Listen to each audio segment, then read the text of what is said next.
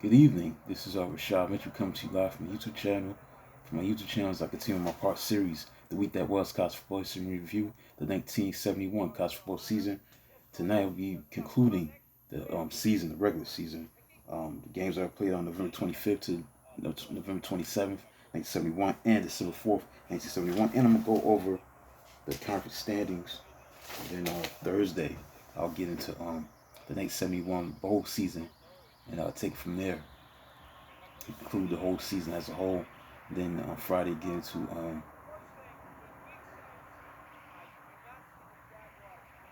far as the 1972 overview of that season, college football 1972. So first, I gotta get through this. Here we go. November 25th to November 27th, 1971. This is week number 12 and week 13, respectively, December 4th as well. So let's get into it. Thanksgiving, Georgia, the number 17 in the country, beat Georgia Tech 28-24, trailing 24-21 with 129 remaining. Georgia was led to Georgia Tech 1 yard line by quarterback Andy Johnson. Tailback Jimmy Polos, 19 carries, 152 yards, dove in from there as Bulldogs snapped two-game series losing streak. Yellow Jackets defensive back Dave Bevins had stopped Johnson on 4th and 1 keeper on Tech 9-yard line only 2 minutes earlier. And Georgia Tech opened with 2 long touchdown drives to grab a 14-0 lead. A 31-yard pass from quarterback Eddie McCashin to wide receiver Jim Owens, and 11-yard scoring run by tailback Rob Healy. Johnson then flanked Yellow Jackets field goal with 1-yard touchdown run, 23-yard touchdown pass from halftime deficit of 17-14. Now after score's third quarter, Johnson and Healy traded scores to keep Jackets ahead by 3 points, with each scoring his second touchdown.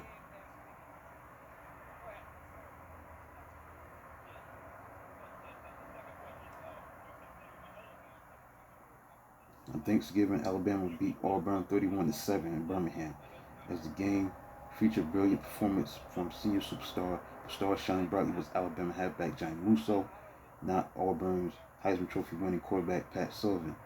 Now, this was number 3 Alabama versus number 5 Auburn, where Alabama beat Auburn 31-7.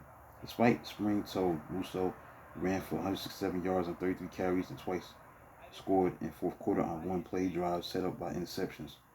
Linebackers like Chuck Strickland, Jeff Ruzzi authored interceptions that each returned to within 10 yards of Tigers' goal line to help Tide turn 77 struggle into a rout. Musso was running, and Alabama's defense helped limit Auburn to 18 minutes and 11 seconds of time possession. 7 first downs, 27 rushing yards, and 27 field points in the average.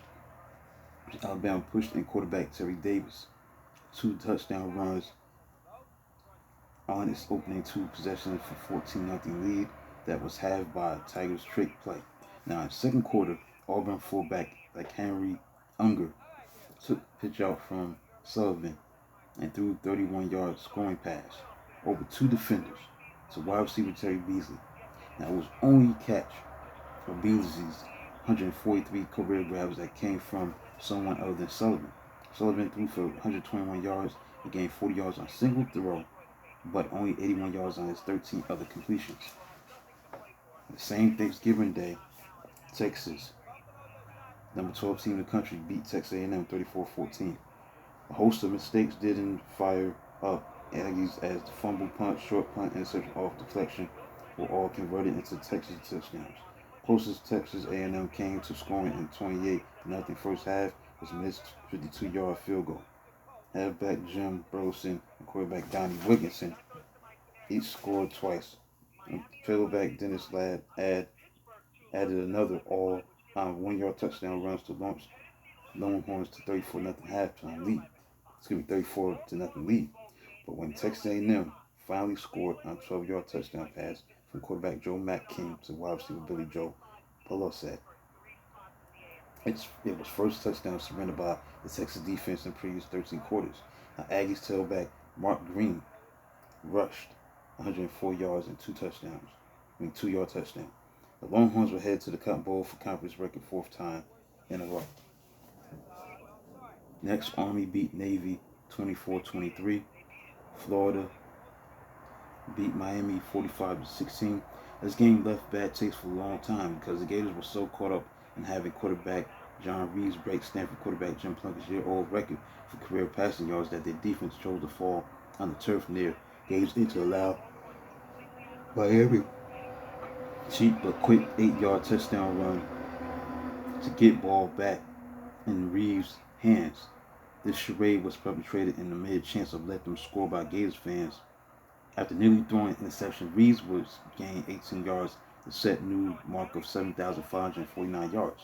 So with only one healthy starting defensive back hastily employed the wishbone offense, Miami never had much chance. On his memorable finale, Reeves made 17-yard touchdown catch or pass from halfback Tommy Dorrance and set SEC record of 54 touchdown passes, topping Auburn quarterback Pat Sullivan's 53. Texas Christian beat Southern Methodist 18-16. Kicker Burl Simmons did it again, kicking a 29-yard field goal with 13 seconds left for Horned Frogs week after doing same versus Rice. Mustangs had just driven 70 yards to take lead on a 2-yard touchdown run by quarterback Gary Hammond, but missed two-point conversion with incomplete pass after penalty wiped out successful two-point run. Now visitors then moved ball 49 yards with 40 yards on 3 passes by quarterback Steve Judy to set up Simmons' winning boot. TCU, which came away empty on 3 drives that reached at least SMU's 10-yard line, gained 234 yards on the ground, while Mustangs were led by sophomore tailback Alvin Maxson, whose 96-yard rushing gave him 1,012 yards for the season. 1,012 yards for the season. So I left it the best for last on Thanksgiving Day, November 25th, 1971. The game of the year. It was played on Thanksgiving. It was between number 1 Nebraska versus number 2 Oklahoma. A longtime rivals hooked up in a contest that was worthy of pre-game accolades. To stop the Sooners, who averaged NCAA record 566 yards per game, Nebraska's defensive ends like Willie Harper and John Atkins were deployed wide in an attempt to keep ball away from halfback Greg Pruitt and wingback Joe Wiley. Pruitt and Wiley significantly were negated, but quarterback Jack Mildren produced 267 yards in total offense and 4 touchdowns and 2 passing. With so much action in the middle of the line, Cornhuskers nose guard Rich Glover responded with 22 tackles.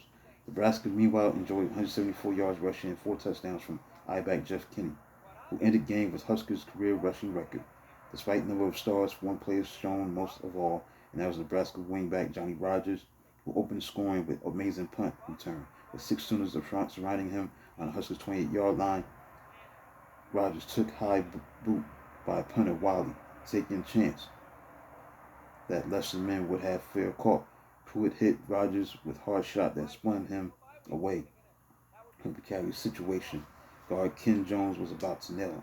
Several nifty moves later, Rogers resulted to a 72-yard touchdown, with Wiley being bumped aside of Nebraska defensive back Joe Blackhack. There were plenty of time left. OU wiped up a 14-3 deficit as Mildren ran for touchdown and teamed up with wide receiver John Harrison for touchdown. But it was Huskers' turn, and quarterback Jerry Taggy led them on 2 drives to Kenny's touchdown for 28-17. Oh. Oklahoma Sooners mustered magnificent rally to gain lead at 31-28 as Mildren ran for score and threw his second touchdown to Harrison. Nebraska's winning march featured more Kinney and Rogers. Kinney bulldozed onto Oklahoma territory where a drive reached the crucial 3rd and 8. Taggy was forced out of the pocket before throwing to Rogers, who made an incredible catch between 2 defenders while sliding to the knee. Kinney crashed off tackle for winning score 6 plays later. It was truly a memorable game of the century. So that concludes a look at the week that was college football in review from November 25th to November 27th. 1971. Now it's time to get to the AP polls. November 29th was concerned. Number 1 was Nebraska. Number 2, Alabama. Number 3, Oklahoma. 4 was Michigan. 5, Penn State. 6, Auburn. 7, Georgia. 8, Colorado. 9, Arizona State. 10, Louisiana State. 11, Texas. 12, Tennessee. 13, Toledo. 14, Notre Dame. 15, Houston.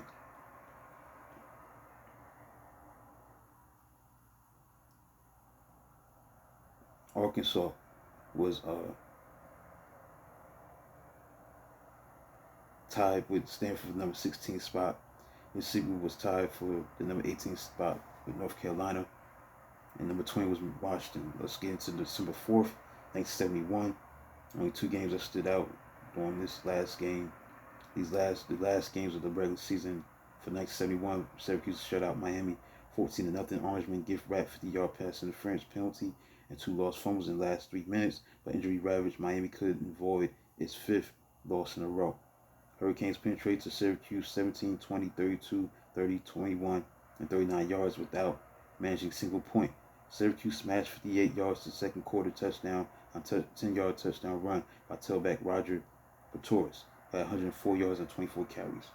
Sub-tailback Ron Page added 7-yard touchdown sweep at end of an 84-yard trip. The drive that was 84 yards in the third quarter. Now, Miami quarterback Kelly Cochran came off the bench to pass 9 for 22, 111 yards and 3 interceptions in vain. Last but not least, this was a big matchup between top 20 teams like Penn State, the number 5 team in the country, against number 12 Tennessee. Where Tennessee, the number 12 team in the country, beat number 5 Penn State 31-11. After being honored with brother Johnny and late brother Billy for familiar contributions to Tennessee football, senior safety Bobby Majors celebrated his final home game with 44-yard punt return for a touchdown. Majors added another 38-yard punt return, 2 kickoff returns, 113 yards, and contributed stellar defensive back play. Now, oddly mighty Penn State total 0 yards on all its returns, contributed, and that became symbolic of a surprisingly feeble effort.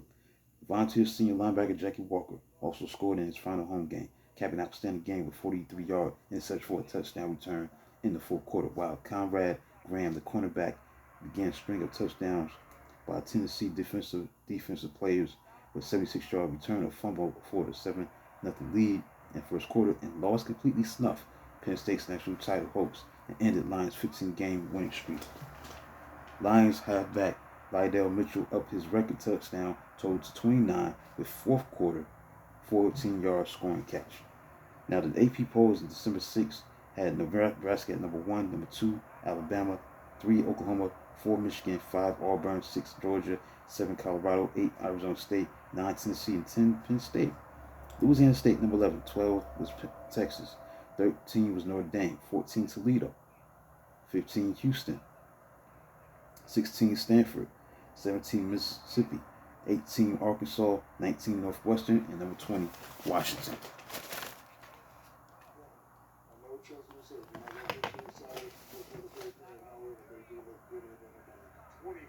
1971 conference standings look like this. Ivy League, a tie between Dartmouth and Cornell, 6-1. North Carolina won the ACC, 6-0 record. Southern won the Southern Conference with 5-1 record. Richmond. Alabama won the Southeastern Conference, 7-0. Alabama won Southeastern Conference, 7-0. Alabama. Big Ten. Michigan won the Big Ten with an 8-0 record. Mid-American, Toledo, 5-0 record. Mid-American, Toledo won the conference with 5-0 record. Nebraska won the Big 8, 7-0 record. Missouri won. Memphis State won the Missouri Valley, 5-1. Southwest was won by Texas, 6-1 record. Western Athletic Conference was won by Arizona State, 7-0 record. 5-1 record. Pacific 8 was won by Stanford with a 5-1 record. And finally, the Pacific Coast Athletic Conference was won by Long Beach State, 5-1 record. So that concludes a look at the regular season of the college football season for November 25th to November 27th, 1971, as well as December 4th, 1971, weeks 12 and 13 respectively, and looked at the conference standings as well. I'll do a video on this match too on Thursday to talk about the bowl games that were played during the 1971 college football season. Please like and subscribe and comment on the channel. This is Rashad Mitchell. Until then, talk to you soon.